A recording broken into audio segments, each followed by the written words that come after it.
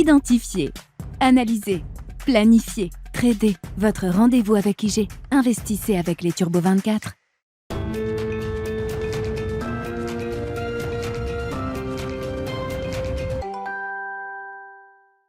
Bonjour à tous et bienvenue dans Smart Bourse. Smart Bourse, votre rendez-vous bourse 2 fois par jour en direct sur Bismart à midi et demi. Tout d'abord, une demi-heure à la mi-journée avant la grande édition en fin d'après-midi de 17h à 18h avec évidemment la possibilité de retrouver cette émission en replay sur le site bismart.fr mais aussi en podcast sur toutes les plateformes de podcast. Et au sommaire de cette édition, le CAC 40 temporise actuellement alors que se tiennent aujourd'hui les élections de mi-mandat aux États-Unis, élections dont nous ne connaîtrons le résultat que dans plusieurs jours, le résultat définitif de toutes les élections, des élections qui concernent d'ailleurs la totalité des sièges de la Chambre des représentants, mais un tiers des sièges du Sénat, et en plus sont prévues de nombreuses autres élections plus locales, comme certains gouverneurs ou maires aux États-Unis.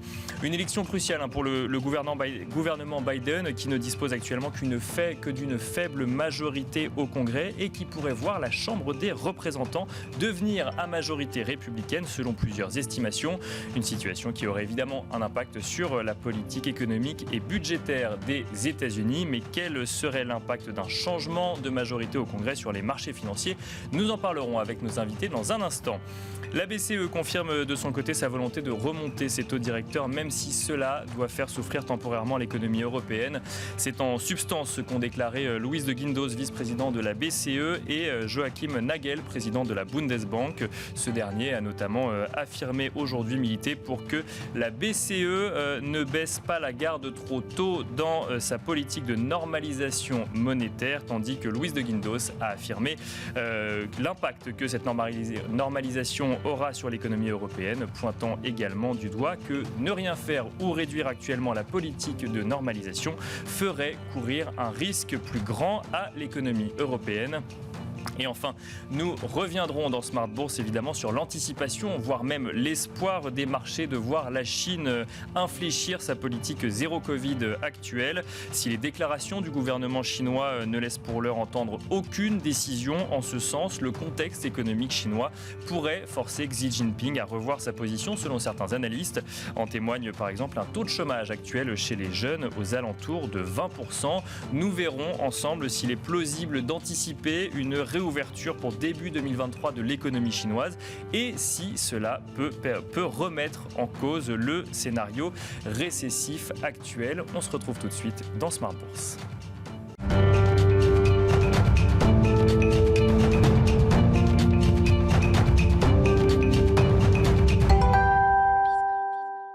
Et pour commencer cette édition de Smart Bourse à la mi-journée, nous avons le plaisir d'être en duplex avec John Plassard, spécialiste en investissement chez Mirabeau. Bonjour John Plassard.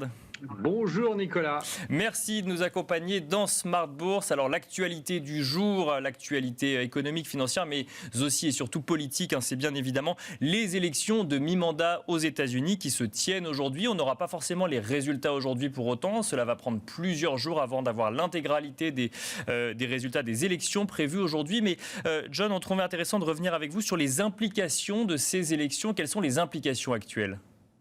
Écoutez, Nicolas, vous en avez plusieurs. La première, c'est une implication boursière, parce que si on regarde les 19 dernières élections de mi-mandat, on voit que 12 mois après, les marchés étaient en hausse, et en moyenne de 16%. Donc on se dit bien évidemment que si à chaque fois, à 100%, le hit ratio est d'une telle proportion, ça vaut la peine d'investir. Maintenant, évidemment, on est dans un contexte différent. Il y a la guerre en Ukraine, bien évidemment, il y a la politique du Covid-0, vous en avez parlé avant en Chine.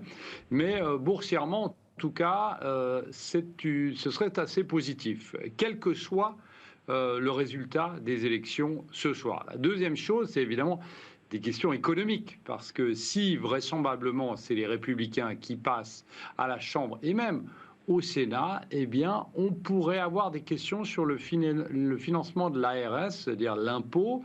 On sait très bien que aussi les républicains veulent supprimer des fonds pour les énergies vertes qui ont été mis en avant par les démocrates. Bien sûr. On sait aussi qu'il devrait y avoir une question sur le prix des médicaments sur ordonnance et puis une réduction aussi sur certaines implications en Ukraine potentiellement. Alors ça, c'est l'implication économique. Et la dernière, c'est l'implication politique qui est très importante. Pourquoi elle est importante? Parce qu'on a entendu hier Donald Trump donner rendez-vous à tous les électeurs et à tous les Américains, comme il le dit, le 14, voire le 15 novembre prochain, pour faire une grande annonce. Alors on imagine bien que cette grande annonce pourrait être le fait qu'il rentre en politique de nouveau, de manière plus agressive, pour viser les élections de 2024.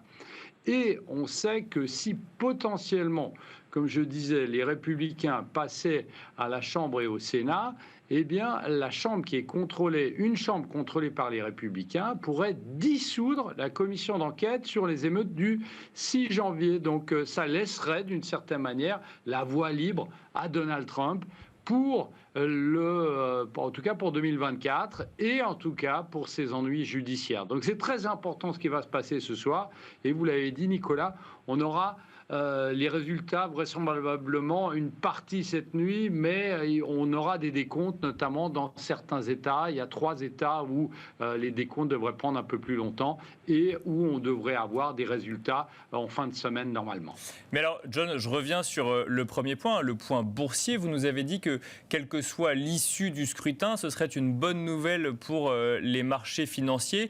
Quand on voit que si Donald Trump venait à faire une annonce de retour en politique et qu'on pouvait du coup lui laisser le champ libre pour ce retour en politique, ou à l'inverse, si les démocrates conservaient la Chambre des représentants, ce qui enlèverait cette idée de statu quo pour de nouvelles réformes à venir pour l'économie américaine, on a du mal à comprendre en quoi c'est forcément une bonne nouvelle dans tous les cas pour les marchés financiers américains. Alors, vous avez tout à fait raison, c'est en se fondant sur l'histoire, et l'histoire nous dit que c'est l'incertitude d'avant les élections qui amène beaucoup de volatilité au marché, et lorsqu'il y a plus d'incertitude, c'est-à-dire lorsqu'on a les résultats des élections, les gens reviennent sur le marché boursier. Alors ça, c'est l'histoire qui nous le dit maintenant. Il y a Bien sûr. des événements qui sont totalement différents, comme je disais avant, voire même l'arrivée potentielle de Donald Trump, le retour en force de Donald Trump. Mais il ne faut pas oublier une chose, d'une manière totalement apolitique, lorsque Donald Trump était au gouvernement, jusqu'au Covid-19, l'évolution des bourses n'avait pas été si mauvaise. Donc on s'imagine ici que les gens se concentreront plus sur l'économie, sur l'inflation, puisque c'est le sujet dont il faudra parler ces prochaines semaines, et notamment jeudi avec la publication des chiffres de l'inflation, plus que de savoir si c'est les républicains ou les démocrates. Et alors justement, John Plassard, donc on aura la statistique de l'inflation aux États-Unis publiée jeudi. Que peut-on en attendre? Que faut-il en penser? Alors, on attend une baisse par rapport au mois précédent. C'est les chiffres d'octobre qui vont être publiés. On attend, le consensus Bloomberg attend une croissance de 7,9%, alors qu'on était à 8,2% en septembre. Elle marquerait, si on avait cette baisse, elle marquerait la 4e baisse consécutive. On reviendrait aux chiffres de février. Donc ce serait, si vous voulez, assez positif en termes de momentum, mais évidemment pas positif en termes d'inflation, parce que lorsque vous avez une inflation à 8%, c'est 4 fois le mandat de la Banque centrale américaine, qui est de 2%. Donc ici, ça va être très important de voir d'où vient cette inflation, si elle est toujours tirée par les prix de l'essence, par exemple, mais on sait qu'aux États-Unis, c'est un animal totalement différent que l'Europe, puisqu'on sait qu'aux États-Unis, il n'y a pas seulement les prix de l'énergie qui montent, puisque vous avez le prix de la santé, vous avez le prix des locations, vous avez le prix des voitures, qui est en train de baisser, vous avez le prix des voitures d'occasion, et vous avez plein d'éléments avec la nourriture qui se rajoutent dans ce fameux panier de la ménagère, l'IPC, qui sera publié ce jeudi. Donc ici, il faut voir le momentum. Et il faut rappeler une chose, Nicolas, c'est que ce chiffre est un chiffre extrêmement volatile. Donc on pourrait potentiellement avoir une légère hausse. Alors même si on attend une baisse, mais qui pourrait prendre tout le monde de court. Et effectivement, si on avait un chiffre qui restait au-dessus des 8%, eh bien évidemment, on ne parlerait plus de pause. Vous savez qu'on parle de pause depuis un moment de la Fed, alors que la Fed n'a encore rien dit, mais d'une pause dans la hausse des taux, voire d'un pivot qui serait remis au calendrier grec si ces chiffres devaient rester nettement au-dessus de 8%.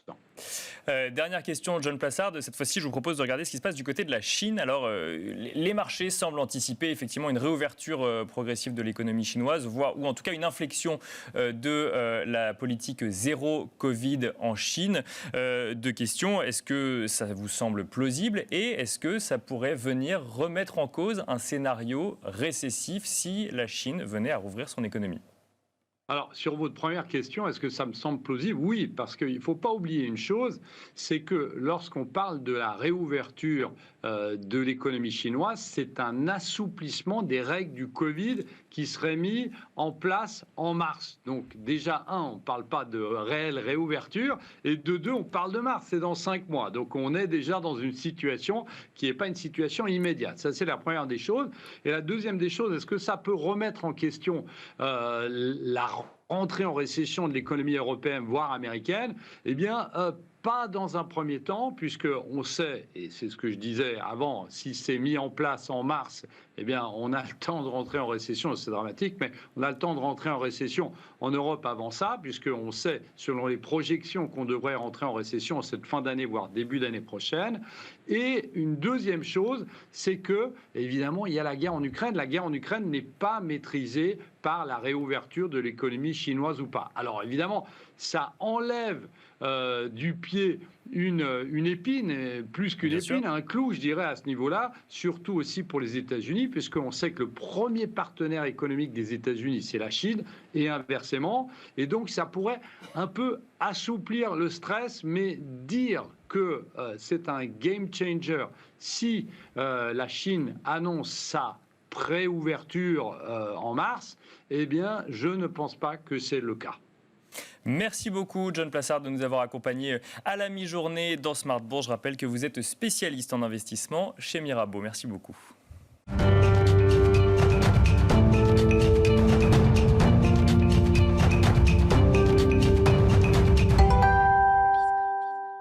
Et nous enchaînons avec la deuxième partie de Smart Bourse à la mi-journée. Nous avons à présent le plaisir d'être en plateau avec Vincent Mortier, directeur des gestions d'Amundi. Bonjour Vincent Mortier. Bonjour Nicolas.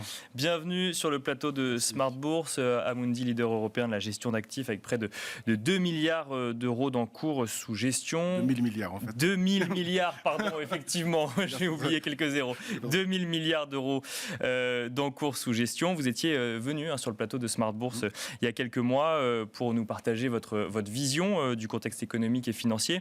On trouvait intéressant d'échanger avec vous alors que la fin d'année approche sur cette vision et notamment sur le parcours boursier des marchés américains ou des marchés européens, des parcours qui sont des marchés boursiers qui sont tous en tendance baissière actuellement avec quand même des tentatives de rebond, notamment sur le CAC 40 depuis fin septembre. Comment est-ce que vous analysez, j'ai envie de dire, la tendance actuelle, mais le parcours qu'on a connu sur toute cette année après la hausse post-Covid, ou en tout cas due à la réouverture des économies? Alors, c'est une année qui est très pénible pour les investisseurs, où finalement il y avait très peu d'endroits où se cacher pour faire de la performance, Bien sûr. Un peu le dollar, un peu les matières premières, où on a eu une corrélation positive forte entre les obligations et les actions, donc tout a baissé en même temps. Dans le même temps, ce qu'on note aussi, c'est des marchés qui commencent à être assez dissonants entre eux.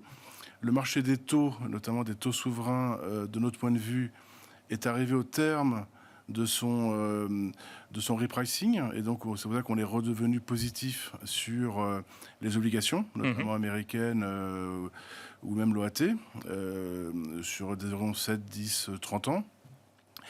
Et on dit souvent que le marché des taux est le plus intelligent, enfin le plus rapide. D'accord. Oui. Ça s'est vérifié, avec une énorme volatilité. Enfin, la volatilité du marché des taux a été considérable, alors même que la volatilité du marché actions a été faible. On est à un VIX qui est entre 20 et 30. On n'est pas du tout, dans l'année, on n'a pas connu des niveaux de 70, 80, 90, comme on a pu connaître dans les crises précédentes. Et donc le marché actions est assez ennuyeux, en quelque sorte. Très peu de volume sur le cash. chaque jour un peu moins. Et hier, mon trading me disait, on se croirait à Noël. Qu'est-ce qu'on s'ennuie? Pendant la trêve hivernale, oui, Voilà. c'est ça. Donc très peu de volume sur le cash, peu de vendeurs. D'ailleurs, il faut reconnaître que même les gérants comme nous, on intervient peu aujourd'hui, c'est un marché qui est compliqué à lire, et des acheteurs un peu systématiques. Et donc, comme vous le dites, ce qu'on appelle des rebonds du chat mort, ou bear market rally, dans un marché qui est quand même baissier, et nous on pense qu'il va continuer à baisser en tendance, le marché action, on a des rebonds très puissants. Et là, on a quand même eu sur l'Eurostoxx 50, 14% depuis un mois. Enfin, c'est colossal. Bien sûr, oui. Mais dans une tendance qui, de notre point de vue, va continuer à être baissière pour des raisons fondamentales. Macroéconomiques, les résultats des entreprises sont globalement bons quand même sur ce troisième trimestre ça 2022. Ça dépend desquels. Hein. Oui, effectivement. Mais bon. Et les perspectives données sont quand même plus prudentes que d'habitude. Donc on a révisé à la baisse pour 2023 nos prévisions de résultats en moyenne de 10%. Alors plus aux États-Unis qu'en Europe. Il faut reconnaître que l'Europe résiste un peu mieux. Mais aujourd'hui, pour réconcilier en moyenne, encore une fois, il y a de très grosses dispersions, la valorisation du marché avec les perspectives de résultats et de risques qu'on a géopolitiques ou de politique monétaire, on trouve que le marché action est quand même un peu cher, voire très cher, mais avec une énorme dispersion. Donc des valeurs qui étaient chères restent très chères et restent très détenues, achetées par les investisseurs individuels, etc. Et des valeurs qui n'étaient pas chères sont encore moins chères. Et donc il y a des soldes sur des valeurs, alors que même si ce ne sont pas les meilleures sociétés du monde, à ces niveaux de valorisation, quand on est sur 5, 6, 7 fois de price earning, ça commence à être tentant. Donc il faut un peu séparer... Mais dans un marché où, vous nous l'avez dit, il y a peu de volume, et donc il y a peu d'acteurs qui achètent et qui vendent. Voilà, exactement. Donc tout le monde est un peu à temps de voir. Beaucoup de gens ont aussi en mémoire les épisodes précédents de marché, comme le Covid, mais aussi l'élection, on parlait de Trump juste avant, l'élection de Trump, le Brexit, la crise de 2008, où on a eu des marchés qui ont baissé, puis ont remonté fortement. Et donc même nos clients nous disent, attendez, moi je suis pas idiot, le marché a déjà baissé de 10, 15, 20%, c'est trop tard pour vendre.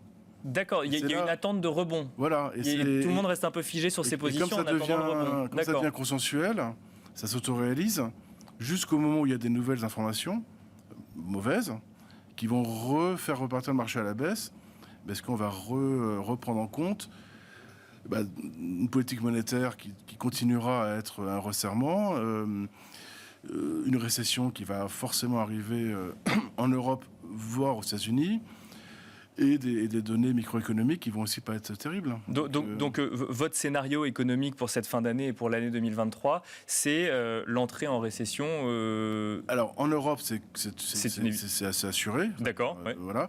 La seule question, c'est pour combien de temps et quelle est l'ampleur? Et est-ce que tous les pays vont être touchés? Est-ce que l'Espagne, est-ce que la France vont être vraiment en récession? On a un scénario central qui est assez... ce qu'on appelle un atterrissage en douceur. Donc c'est une petite récession aux États-Unis aussi, en Europe, un ralentissement en Chine, mais sans catastrophe. Le problème, c'est qu'on commence à avoir un scénario alternatif qui n'est que négatif. C'est-à-dire qu'on n'a pas de scénario positif. D'accord. Ouais. Il y a entre guillemets la petite récession ou la récession plus conséquente. Ou la plus conséquente, qui entraîne après des effets induits en chaîne de baisse du levier, de vente forcée, d'arrêt des investissements, de chômage en augmentation aux États-Unis, et donc d'un cycle mauvais de stag, voire de récession et inflation.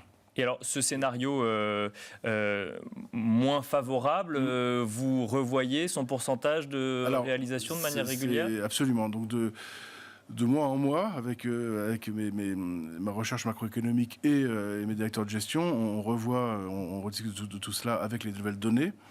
Et là, aujourd'hui, on est quand même sur un scénario alternatif négatif de 25%. D'accord. Et 25%, ça n'est plus... un scénario extrême de probabilité très faible. C'est-à-dire qu'on doit le prendre en compte. Et le marché ne l'a pas du tout pris en compte de notre point de vue, que ce soit le marché du crédit ou des actions. Et c'est pour ça que, on peut encore avoir un marché constructif d'ici la fin d'année, mais l'année prochaine, on aura encore une volatilité forte, donc avec des enjeux, des défis, du coup des opportunités.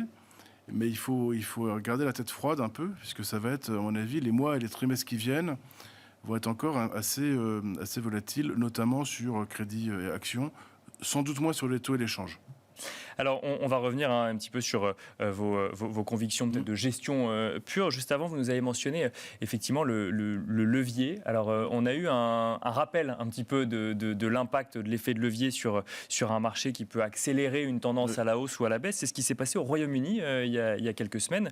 À la suite de décisions budgétaires, on a vu les marchés paniquer, forçant même la Bank of England à intervenir alors même qu'elle avait plutôt pris la décision inverse de normaliser sa politique monétaire. Et d'un coup d'un seul, ça a mis en lumière que dans un marché avec peu de volume, mais toujours beaucoup d'effets de levier, on pouvait se retrouver avec une volatilité extrême. Alors cet épisode qui a duré quelques jours était fascinant. D'ailleurs, on parle d'un choc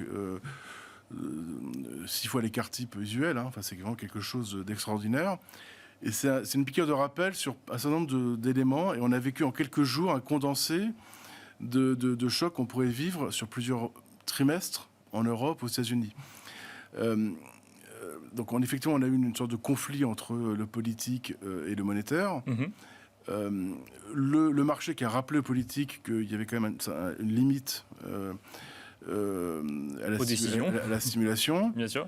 La Banque d'Angleterre qui a intervenu pour jouer son rôle, et du coup, mais en contrepartie, le politique a lâché. Ça veut dire aussi qu'il y a une sorte de plafond aux politiques expansionnistes fiscales. Et le marché le rappelle quand même, la dette c'est bien si elle est productive. La dette qui ne sert qu'à financer les déficits, ça commence à faire un problème. Et effectivement, pourquoi ça a été particulièrement spectaculaire, c'est que le secteur des fonds de pension au Royaume-Uni, qui a vécu pendant des années, comme tous les investisseurs, avec des taux extrêmement bas, était obligé de leverager, enfin de mettre de la dette sous forme de produits dérivés pour avoir un peu plus de rendement que ce qu'offrait le marché obligataire anglais, les gilts. Et donc au lieu d'avoir par exemple 1%, pour essayer d'avoir 2%, vous faites x2.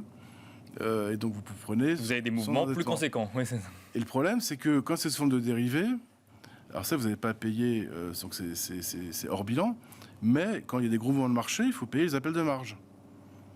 Et là, les fonds de pension se sont découverts, enfin, ils le savaient, mais le marché a découvert que les fonds de pension avaient des dizaines, des centaines de milliards d'appels de marge à payer. Et quand vous êtes face à ça, qu'est-ce que vous vendez ? Ce qui est vendable. Et qu'est-ce qui était vendable ? Les gilts. Parce que finalement, vendre des actifs privés, c'est pas possible. Bien sûr. Oui. Et des actions, notamment anglaises, la liquidité n'est pas géniale. Donc le seul moyen, c'est de vendre des gilts. Et de ce fait, ça a eu un effet de boule de neige, et ça a amplifié les mouvements. Et d'où l'intervention de la Banque d'Angleterre. Bien sûr. Parce que c'est devenu systémique. Et en fait, hormis quelques acteurs qui connaissaient ce secteur, mais le marché n'était pas du tout conscient qu'il y avait de tels montants en jeu qui pouvaient être appelés en marge. Et c'est quelque chose qu'on peut revoir ailleurs. Mais c'est justement ma question, c'est qu'est-ce que ça nous apprend ? Ça veut dire que y a les effets de levier qu'on pouvait avoir il y a encore un an ou un an et demi dans le marché sont toujours là, et il faut faire attention à leur impact dans un marché plus atone, c'est ça ? Oui, absolument. Mais toujours volatile, mais en tout cas avec moins de volume. C'est-à-dire qu'en fait, c'est le côté un peu technique du marché. D'ailleurs, la Banque des règlements internationaux s'en est émue régulièrement. C'est la taille acquise par le marché des dérivés, notamment qu'ils soient listés ou pas. C'est-à-dire de gré à gré ou listé. Et on atteint des montants nominaux qui ne sont jamais vus. Et aux États-Unis, y compris on a atteint le montant des options d'achat et de vente détenues par des particuliers américains est 5 fois ce qu'il était il y a 2 ans. Donc on a un marché un peu, on va dire, spéculatif qui s'est énormément développé. D'accord.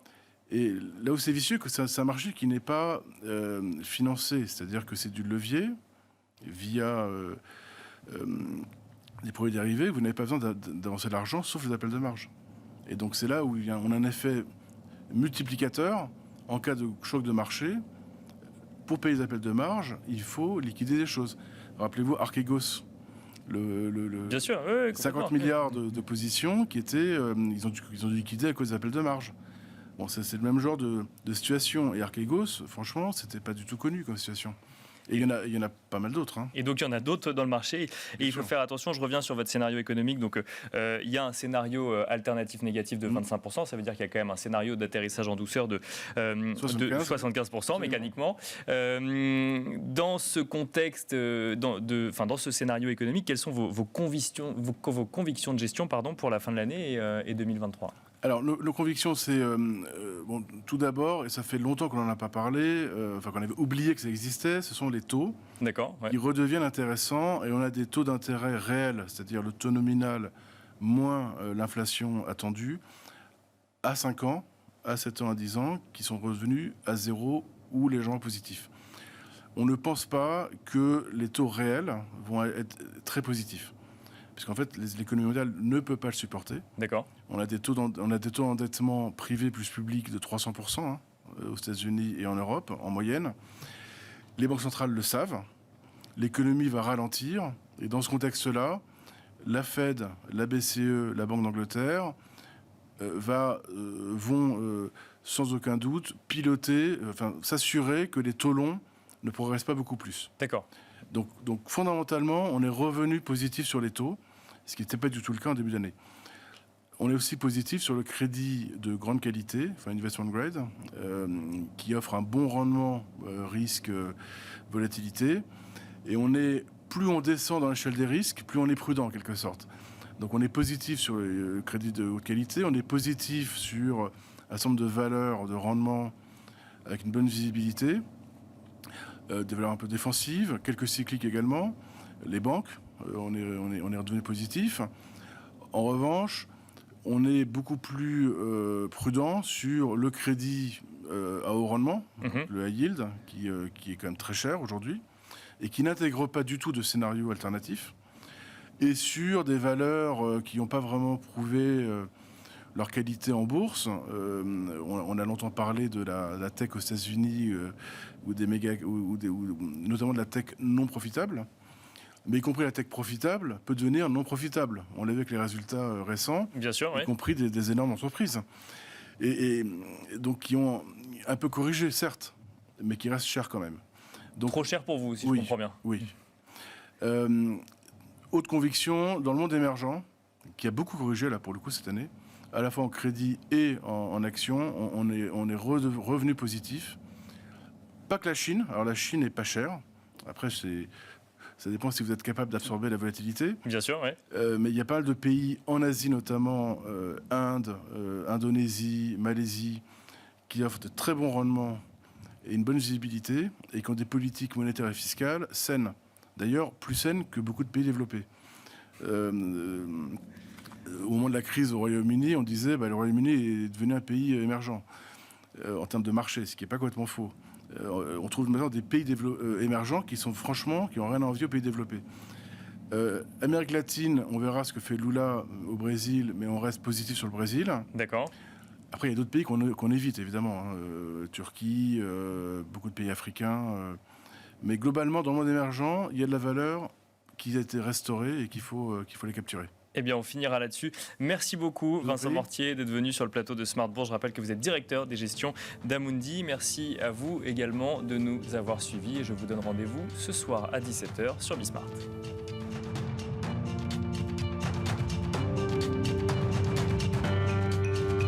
Identifiez, analysez, planifiez, tradez. Votre rendez-vous avec IG. Investissez avec les Turbo 24.